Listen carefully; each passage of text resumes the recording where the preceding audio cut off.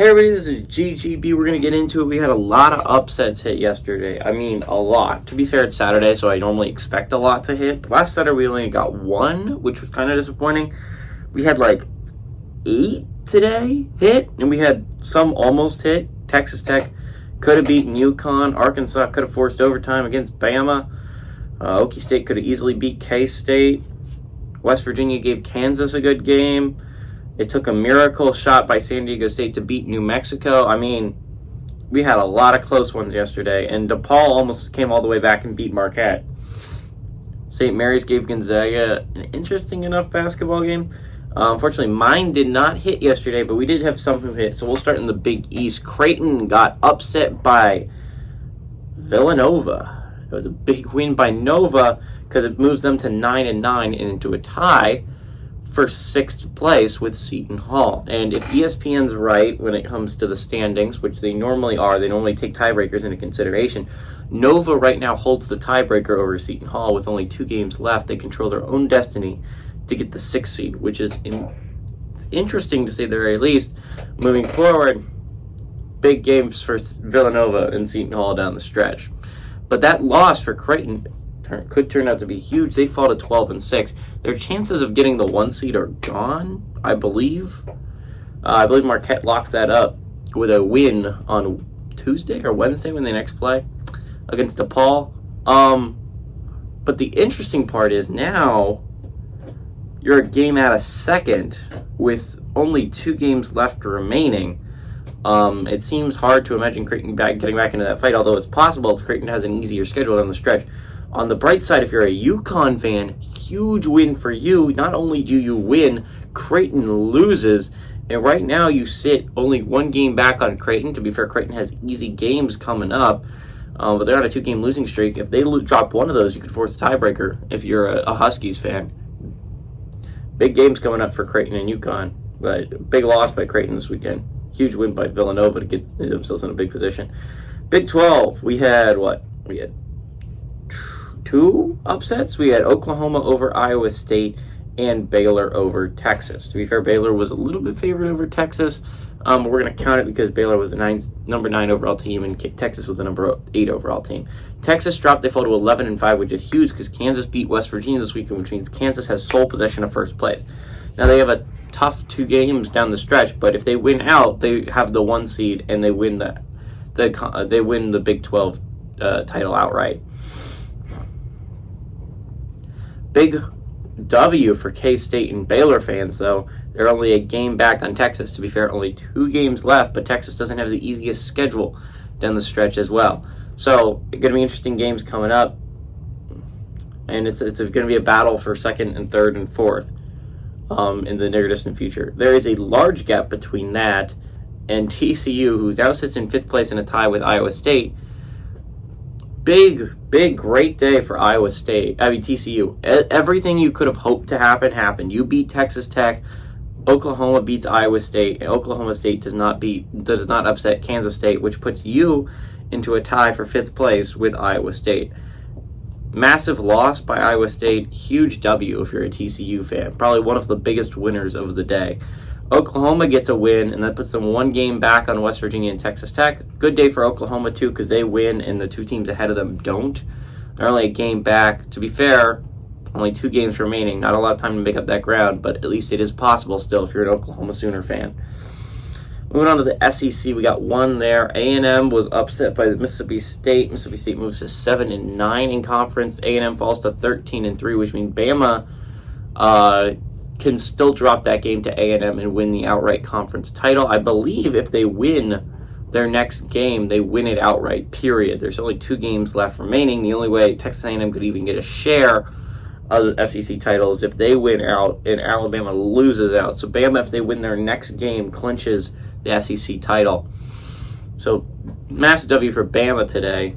Massive L for A&M. It still seems unlikely that Kentucky catches A&M. Again, with only 2 games left remaining, it seems unlikely Kentucky wins out and A&M loses out, but it still keeps that possibility alive if you're a Wildcats fan. Possibly getting that number 2 overall seed, finishing 2nd place in the SEC. the team that upset them, Mississippi State, moves to 7-9 in conference, passes Georgia, and puts themselves into a tie with Florida. Now, Florida did beat them in their one game this year, and Florida hasn't easy. I don't want to say easy, but a not super hard schedule down the stretch. They play Georgia at Georgia, and then LSU at home.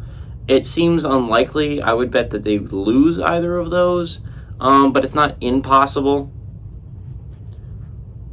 If you're a Mississippi State Bulldogs fan, if you just keep winning, I bet teams ahead of you like Arkansas, Vandy, Auburn, Mizzou, they end up dropping some of theirs. So interesting games coming up, important games for Mississippi State, especially when trying to make the NCAA tournament as a bubble team. Pac-12 had arguably one of the most insane upsets of the day when Arizona State made a half-court shot to beat the Arizona Wildcats and send them to Arizona to 13-5, which we'll go over what that means for UCLA later, but that was a huge W, massive W on the day for USC fans. USC now moves to 13-5 after a win over Utah, and Arizona falls to 13-5, and suddenly USC is in a tie for second place. Not only that, Zona still has to play UCLA at the end of the year, which means USC has a much easier stretch to get the 2 seed than Arizona does.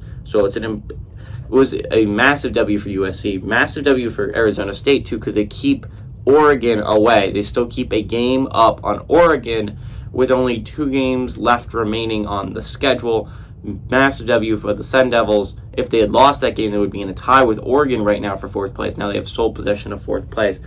Big win for the Sun Devils that they needed. Also, if they're going to make it, if they're trying to make it the tourney as a bubble team, this was a big win that you needed to get. Huge quad 1 victory for the Sun Devils. In the ACC, things worked out weird, to say the very least. It was a weird day in ACC play. It looked like the 2 ranked ACC teams in Virginia and Miami were going to cruise to easy victories this week. Miami, actually, you could see UNC giving Virginia a fight. No one thought possible Florida State could go on the road and beat Miami, a team that hadn't lost at home all year. They were 15-0, and they had a 25-point lead and looked like they were going to cruise to yet another victory. Florida State has an insane comeback, actually takes the lead, but luckily enough for Miami, they make a clutch 3 to put them up by 2 points with 6 seconds left remaining. It looked like Miami was going to eke out another victory. Fortunately for Miami, Matthew Cleveland decided to embrace last year and made a clutch 3 to win the game and upset the Miami Hurricane. Virginia also drops to UNC. That game was nowhere near as close. They fall to 13-5. Pitt beats Syracuse, which moves Pitt to 14-4 and has sole possession of first place in the ACC and controls their own destiny of winning the conference title. The best day you could have possibly imagined if you were a Pittsburgh fan entering the day. You were sitting in a tie for second with Virginia. Best case scenario, you were thinking, I'm probably going to be in a tie for second with Virginia again. Or maybe I have sole possession of second. No one could have imagined that Miami would lose. They were 13.5-point favorites in that basketball game. They were up by 25 at one point.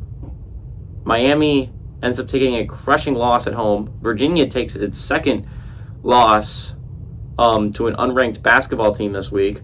They will not be top 10 next week. Not only do this is the worst week you could have possibly imagined if you're Virginia. They fall to 13-5 and into a tie for 3rd place with Clemson, who also sits at 13-5 after a dominating win over NC State. ACC is interesting. Who you're going to let in? I considered Virginia and Miami pretty much locks, but after crumbling at the end of the year, Virginia is, I don't know. Pitt has sole position of first place, but they're still considered a bubble team. Clemson's not even really on the bubble that much, but they're 21-8. They're tied for 3rd. They got a big win over NC State. I thought NC State was pretty much a lock, but a big loss this weekend. Who knows? Duke is starting to come on strong, but also who knows? UNC just got its first quad 1 win, so again, who knows there as well? A lot of things happened this weekend. Oh, by the way, UNC gets a big victory. They moved to 10-8, tied for 7th place with Wake. Again, I told you it was unlikely that they were going to move that far up, but luckily for them, Cuse lost. So that moves Cuse to 9-9. FSU moves to 7-11. Virginia Tech falls to 6-12, which means that Florida State does still have their game up on the Hokies, thanks to the Hokies losing to Duke. So it's a big win for FSU to get that in that position. Finally, moving on to Big Ten, Purdue takes another loss to Indiana. Indiana completes the season sweep of them, and which means if Northwestern wins today, they're only a game out of first place for the Big Ten. Now, again, there's only 2 games remaining, but suddenly Purdue, it's not looking like that Big Ten title is a for sure anymore, and they continue to keep losing. And it's starting to look like they might not even be a 1 seed this year. So who knows? They keep taking loss after loss. It seems like teams have figured out how to play Purdue. After beating the number 1 overall team in a couple weeks, they're looking like they're not even going to be top 5. So big loss by Purdue. Big win by Indiana. Indiana puts them a half game back out of 2nd place. It's going to be a big, interesting game. We'll talk about. Actually, let's start talking about it. Actually, we'll go over the 3 games. We got 3 ranked games today. At 12 o'clock, we have number 21 Northwestern, who's 20-8, traveling to Maryland, who's 19-9. Maryland actually favored by 6.5 games on Big Ten Network in this one. At 12:30, we got number 20 Providence, who's 20-8, traveling to Georgetown, who's 7-22. Providence favored by 7 on Fox. And at 4 o'clock, we have number 4 UCLA, who's 24-4, traveling to Colorado, who's 15-14. UCLA favored by 6 on CBS. Let's talk about Northwestern. They're taking on Maryland. Why is this such an important game? And it is huge. It is huge for a lot of teams. If you win, if you're Northwestern, you move to 12-6. It's a big win because if you move to 12-6, you're only a game back from Purdue. You're only a game back from getting a share. And remember, you have the tiebreaker. I believe they've only played once, and Northwestern beat them.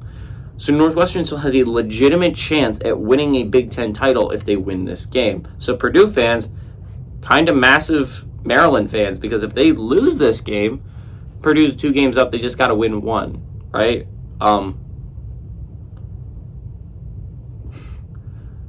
They just got to win 1.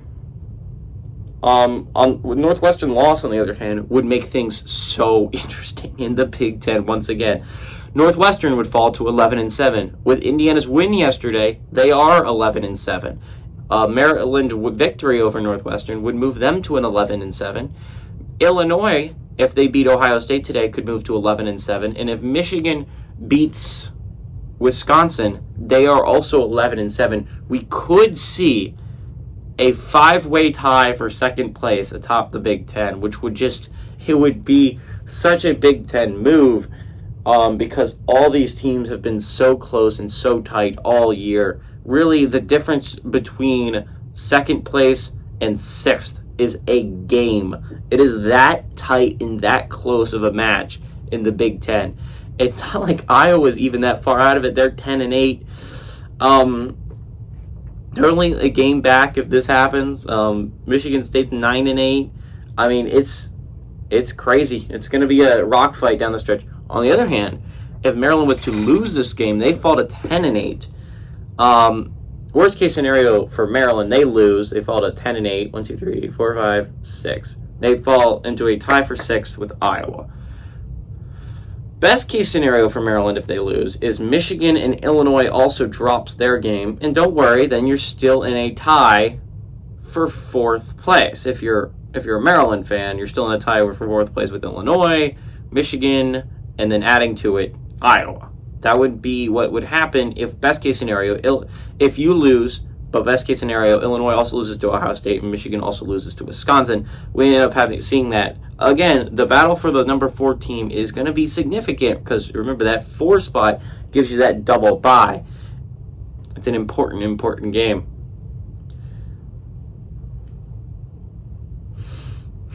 Anyways, that's what's going on in the Big Ten. So basically who you're going to be rooting for. If you're a Purdue fan, big Maryland fan. If you're an Indiana fan, probably a big Maryland fan, honestly. You probably want to have a chance of winning that number 2 overall seed. If you're an Illinois, Michigan, Iowa fan, probably a Northwest. Actually, yeah, probably a North. Iowa's at the very least a Northwestern fan. Illinois and Michigan, you could probably go either way. You'd be like, yeah, Maryland lost. We moved to 11-7. We're all in a tie for third. But I mean, if Maryland wins and then we win, we're all in a tie for second. It's probably a Maryland fan, maybe. It's gonna be interesting. I don't know. Anyways, that's the Big Ten. Moving on to the Big East, where we got Providence taking on Georgetown. And Xavier got one of their dreams to come true last night. Unfortunately, both of them couldn't true. Marquette losing to DePaul as well. But Creighton losing to Villanova was pretty significant, and it was nice, and it was a huge W. If you are if you're a Xavier fan, Marquette doesn't really care that much because again, Xavier is right behind it. So who cares if the number drops from 3 teams chasing it to 2 teams chasing it? Now that number would be significant if it dropped from 2 to 1, right? So Providence with a win can move to 13-5, and they're in that battle for second place with Xavier as well. They're going to be going neck and neck with the Musketeers down the stretch, trying to get that number 2 overall seed. Seems unlikely anyone catches Marquette. They clinched a share of the Big East title. They just got to win one of their last 2, which they play against Butler and St. John's, for just the outright title. Now, if you win this game, you're in a tie for second. If you lose this game, if you're Providence, you fall to 12-6, and you're in a tie for third. This is what Creighton's rooting for. This is what Xavier's rooting for, and this is what Marquette doesn't really care all that much, but yeah, Marquette would like it. Marquette, to an extent, is rooting for Georgetown today. Georgetown, on the other hand, if they lose, obviously they're still in last place, but if they win, they move to 3-16, only half a game back on DePaul. So weirdly enough, if you're a DePaul fan, Providence fan today, because you don't want Georgetown catching you. Although I don't think really they care that much. I don't think they can go that far in the Big East tournament. But 3-15, you're not catching Butler with 2 games left. They're already 3 games up. So really the only thing you can do if you're DePaul is hold on to where you sit right now. That's the hope if you're a DePaul fan, which means you're a big Providence fan today. Anyway, that's what's going on in the Big East. Finally, we'll move to the Pac-12. We got UCLA taking on Colorado. Thanks to the Arizona win last night, if UCLA wins this game, they clinch the number 1 seed in the Pac-12 title by themselves. They do it. They move to 16-2 with 2 games left remaining. Best case scenario for Arizona, and is they lose those 2, they fall to 16-4. Best case scenario for Arizona is they win those 2, move to 15-5. Again, can't catch UCLA if they win today. So Arizona is a big Colorado fan, hoping they can pull off a miracle upset. Because that would UCLA wins an outright title. Right now, they've already clinched a share of a Pac-12 title. They clinched the outright title if they win today. But they lost. It still keeps Arizona's hopes of the number 1 overall seed and a clinch of the Pac-12 alive. Colorado, if they win, they can move to 8-11, half a game back on Washington. I believe Washington plays soon, so Colorado fans are going to be watching that game pretty intensely. You have a chance still, if you're a Colorado fan, to pass Washington and the Huskies. Seems unlikely you catch the Cougars in Washington State. You'd have to win out, and they would have to lose out. Same with the Utes. It seems unlikely that happens. But you still have at least a shot. If you are a Buffalo fan, you have a very decent shot if you win today of catching Washington. So that's a big thing you want to do if you're the Buffaloes. If you lose, you fall to 7-12. Not a huge deal. It seems unlikely that Stanford catches up to you. They would have to really, really win out to try and catch you. They're in a weird position because they've only played 17 games. You've played 18. So if you lose today, they win today. I guess they're only a game back in the win column. They could conceivably catch you. I wouldn't be too worried about Stanford, though, if I'm a Colorado Buffs fan. So who am I going to go for? It's pretty obvious. I'm not going to go against UCLA, who has one of the longest win streaks in the entire country. I'm not going to pick Georgetown. So I think the best team that is playing today that isn't ranked is Maryland, and they have it at home. Their only loss at home is against UCLA. Maryland has been pretty unstoppable at home. Northwestern's traveling there. They're reeling from their Illinois loss. And I think Maryland hands them another one. Even if there's no upsets today, I still clinch that number 4. The only way I don't clinch it is if the Maryland over Northwestern upset doesn't hit, and Georgetown beats Providence or Colorado beats UCLA. I find that unlikely. But everybody, this is GGB saying adios amigos and go Terrapins.